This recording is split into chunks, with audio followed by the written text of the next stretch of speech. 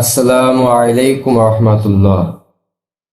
সম্মানিত প্রিয় হাজিরিন, আমরা সকলে অবগত আছি প্রতি বছরের ন্যায় এবছরও পবিত্র রমজানুল মুবারক আমাদের মাঝে আগমন করেছেন এবং সেটা এখন বিদায়ের লগ্নে রূপান্তরিত হয়েছেন। রমজানুল মুবারক মাস মাগফিরাতের বিদায় লগ্ন এবং নাজাতের দ্বার প্রান্তে, নাজাতের অপেক্ষায় আছি আমরা। জানি না এই মাগফিরাতের দরজিনে আল্লাহ তাআলার কাছ থেকে মাগফিরাত হাসিল করতে পারছে কিনা, নাজাত আসতেছে, নাজাত পাবো কিনা জানি না, কিন্তু আল্লাহর কাছে ইবাদতের জন্য ডাকতে কিন্তু আমরা একটু সংকোচ বোধ করবো না।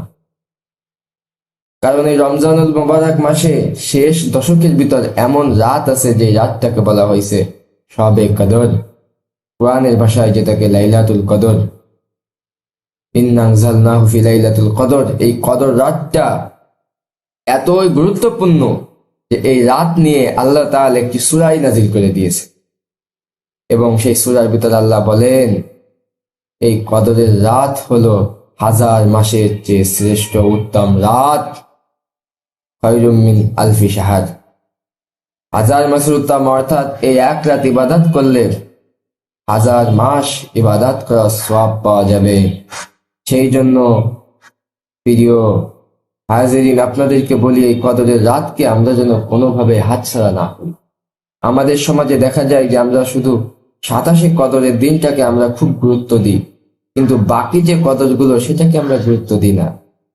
কিন্তু না, আল্লাহ রাসূল সাল্লাল্লাহু আলাইহি ওয়াসাল্লাম বলেন তোমরা রমজানের শেষ দশকের বিজোড় রাত্রিগুলোতে তোমরা লাইলাতুল কদরকে খুঁজো এবং এই রাতের অর্থাৎ ইবাদত করো।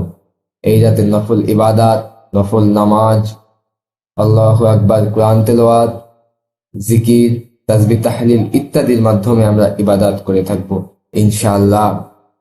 হাদিসের ভিতরে এসেছেন যে ব্যক্তি ইমানের সহিত এই কদরের রাত্রে আল্লাহর ইবাদতে নামাজের দণ্ডায়মান হবেন, আল্লাহ তাআলা তার পূর্বের সমস্ত গুনাহ মাফ করে দিবেন। সুবহানাল্লাহ।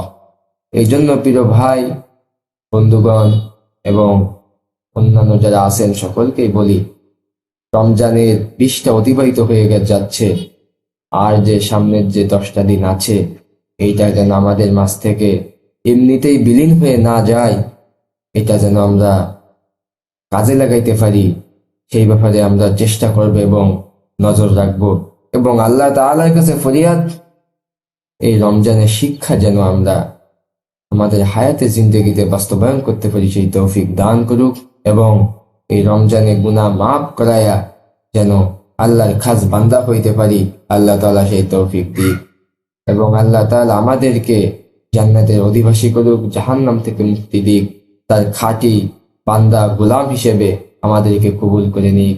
আল্লাহুম্মা আমিন। ওয়া আখির দাওয়ানা আনিল হামদুলিল্লাহি রাব্বিল আলামিন। আসসালামু আলাইকুম ওয়া রাহমাতুল্লাহ।